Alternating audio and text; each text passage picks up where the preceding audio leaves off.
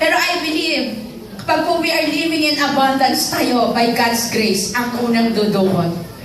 Because a generous man will prosper, he who represses others will himself be repressed. Yung dati tayong madamot.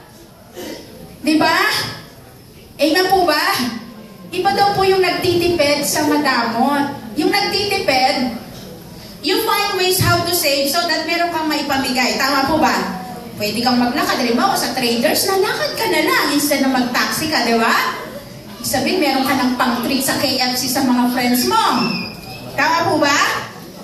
Pero yung madamot, meron naman talaga. Ayaw lang talaga. Pero we believe, mula po sa pagiging Diyos ng ating God, hindi po talaga siya kan-Diyos, napaka-generous. At wala kang makikita sa Bible na ini-encourage ang pagiging kan-Diyos or ang pagiging kuripot o madamot. Ini-encourage ang pagiging generous. Why? Dahil po, Proverbs 11:24-25, a generous man will prosper. He who represses others will himself be refreshed. Bakit ko po sinasabi to? Kung dati tayong madamot, nawa po sa grasya ng Lord, maging mapagbigay na tayo ngayon.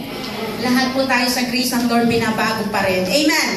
Kung dati malulutong yung mga pagmumura natin, matalisod ka na.